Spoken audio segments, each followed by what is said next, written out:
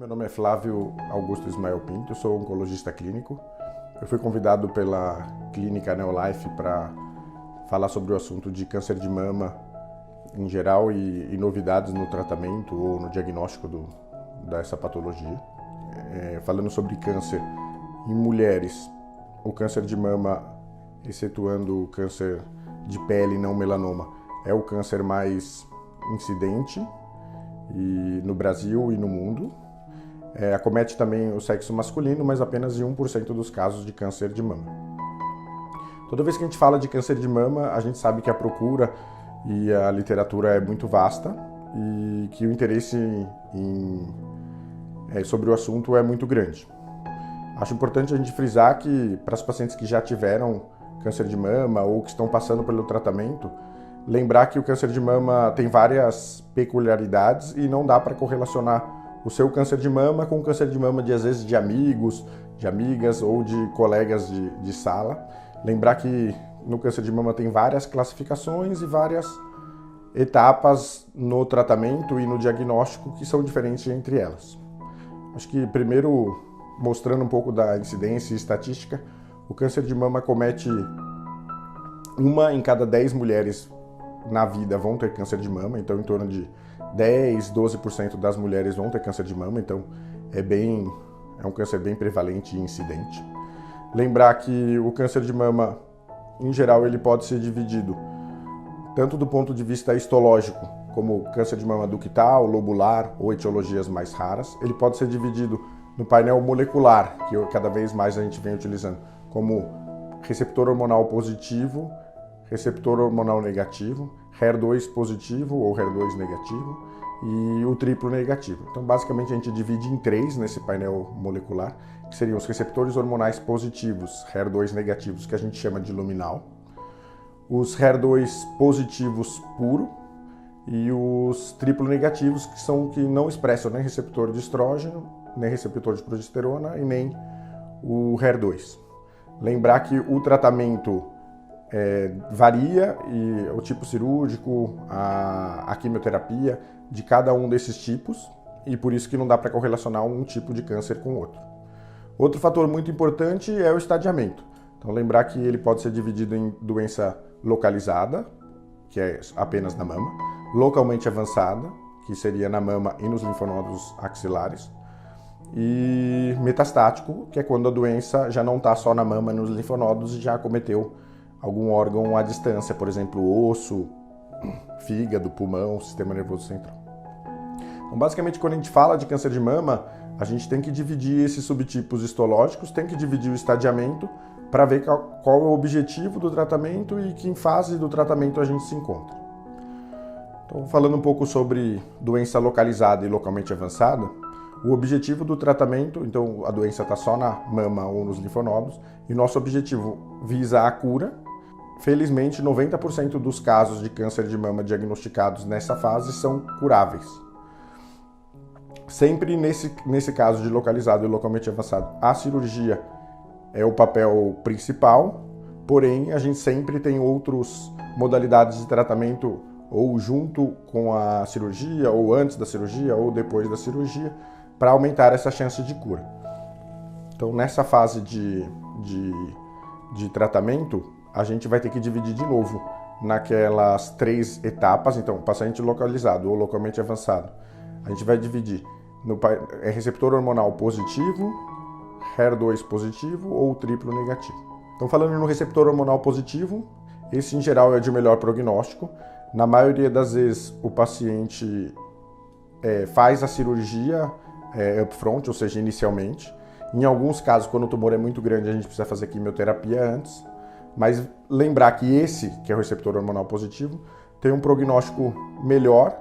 E hoje, as principais novidades nesse paciente localizado, receptor hormonal positivo, encontram em diminuição de toxicidade de tratamento, aumentar a chance de cura. E eu acho que importante frisar que nesses últimos anos de avanço são: depois da cirurgia, será que vale a pena fazer a adjuvância com quimioterapia ou não? Cada vez mais a gente vem ganhando espaço e papel em painéis moleculares como Oncotype, MammaPrint, Prosigna, EndoPredict, para a gente determinar realmente o prognóstico desse tumor e lembrar que os tumores de baixo risco, ou seja, que têm uma menor chance de voltar e que são receptor hormonal positivo, em geral eles podem ser poupados da quimioterapia adjuvante e às vezes só fazem a hormonioterapia adjuvante nesse cenário, ou seja, ele não passa pela quimioterapia e só toma comprimido, que poderia ser ou tamoxifeno ou inibidor de aromatase adjuvante. Acho que nesse cenário também altamente curativo, cada vez mais a gente tem trabalho de que a mudança no estilo de vida, por exemplo, exercício físico, dieta, atividade regular, não ser sedentário, aumenta a chance de cura. Então acho que cada vez mais a gente tem trabalhos pensando nesse enfoque. Mas saber que esse é o principal, é o tumor mais comum, 80% dos casos, e as chances de cura são maiores. E hoje a gente tem que discutir se tem que fazer a quimioterapia adjuvante ou não, vai depender do prognóstico do tumor. No tumor HER2 positivo, localmente avançado ou localizado, de novo a cirurgia tem um papel predominante, porém na maioria das vezes a gente faz quimioterapia, porque é um tumor um pouco mais agressivo, e a gente faz quimioterapia junto com algum anticorpo monoclonal anti-HER2. E aí o padrão sempre foi fazer quimioterapia, que pode ser antraciclina, mais Taxol e Herceptin, e mais ou menos de 4 ou 5 anos para cá a gente incorporou o pertuzumab como uma opção de tratamento neoadjuvante. Então, basicamente, para quase todos os pacientes que têm tumores acima de 2 centímetros ou axila comprometida e HER2 positivo na doença localizada, a gente acaba fazendo quimioterapia, mais Perjeta e Herceptin neoadjuvante, e aí opera para confirmar a resposta.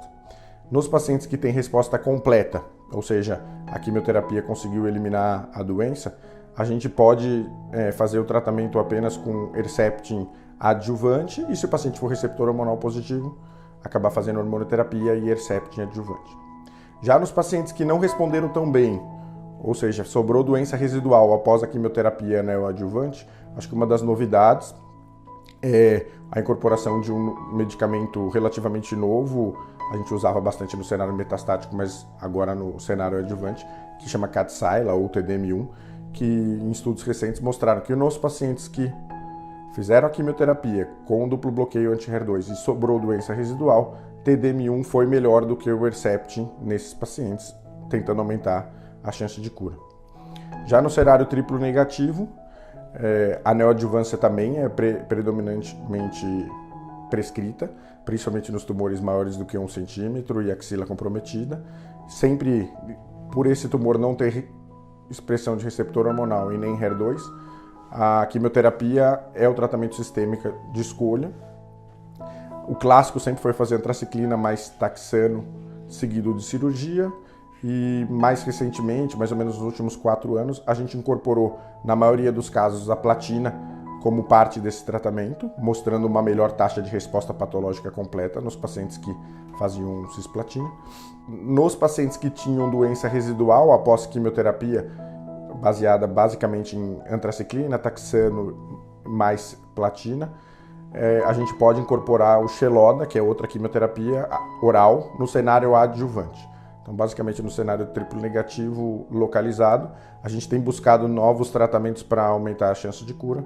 Eu acho que o principal enfoque aí é a cisplatina ou carboplatina no cenário neoadjuvante e o Xeloda no cenário adjuvante para quem ficou com doença residual. Já nos pacientes metastáticos, a gente também vai dividir em receptor hormonal positivo, HER2 positivo e triplo negativo, mas o enfoque do tratamento cada vez mais é aumentar a sobrevida, melhorar a qualidade de vida e fazer com que o paciente viva cada vez mais com menos efeito colateral do tratamento, que pode ser tanto hormonoterapia, quanto quimioterapia, quanto bloqueio anti-HER2. E aí, mais uma vez, a gente vai fazer a divisão. No paciente receptor hormonal positivo metastático, a gente tem uma divisão que se contempla. Se o paciente tem receptor hormonal positivo metastático, mas não tem crise visceral, ou seja, tem só metástase para osso ou pulmão, mas sem nenhum risco de morte iminente, a maioria das vezes a gente trata com hormonoterapia. A hormonoterapia de primeira linha tenta fazer o paciente viver por mais tempo e um intervalo livre de quimioterapia para não sofrer os danos dos efeitos colaterais da quimio. E aí, de novidade nesse cenário, a gente teve a incorporação junto com a hormonioterapia, a associação de novos medicamentos via oral que chamam inibidores, da classe de inibidores de ciclina.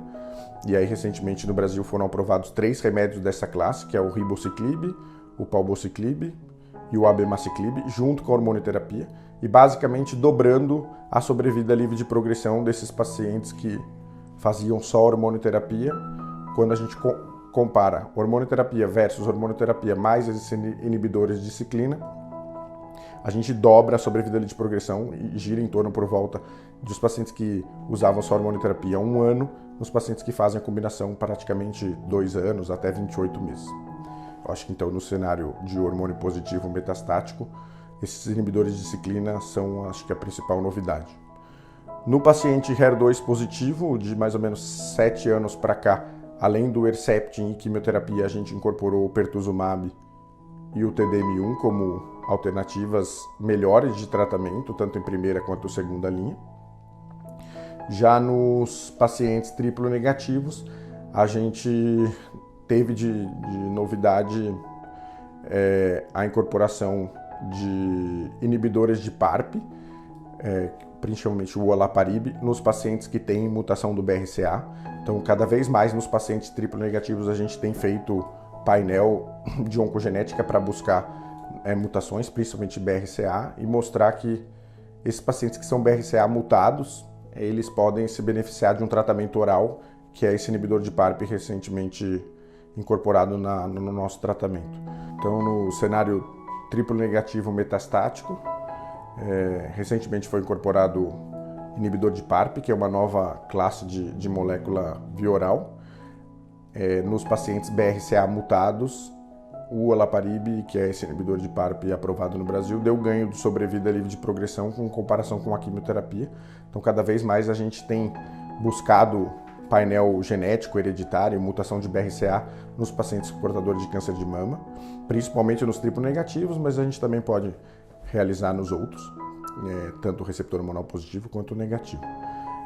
E mais recentemente, ainda não aprovado no Brasil para câncer de mama, mas já com trabalhos promissores e muito provavelmente nesse ano ainda aprovado, a imunoterapia.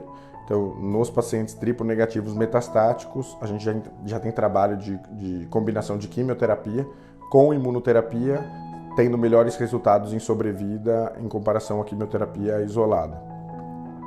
Acho que, por fim, o tema é muito importante e amplo, mostrar que acho que as novidades são cada vez mais tratamento personalizado, buscar painéis moleculares, tanto como classificação de risco quanto genético, para verificar se o câncer é hereditário ou não. Cada vez mais mudanças no estilo de vida nesses pacientes que estão em tratamento, então controlar o peso, exercício físico, evitar o sedentarismo e cada vez mais correlacionando com sobrevida. O enfoque em qualidade de vida e manejo dos eventos adversos, e até na parte estética e autoestima da mulher, quanto cabelo, unha, sobrancelha e sexualidade. Cada vez mais a busca em painéis hereditários, tanto para rastreamento familiar quanto para próprio tratamento do paciente localizado, onde a gente indica geralmente cirurgia bilateral, ou no cenário metastático, onde essas novas moléculas inibidores de PARP podem ter um papel fundamental. Então, pessoal, acho que para finalizar, queria agradecer a oportunidade da Clínica Neolife pelo convite, agradecer pela oportunidade de falar desse assunto importante. E se vocês tiverem alguma dúvida sobre o que eu falei, óbvio que o tema é muito vasto, podem deixar os seus comentários que a gente responde. E se você gostou do vídeo, se inscreva, compartilhe para os próximos vídeos. Obrigado, acho que é só. Até mais.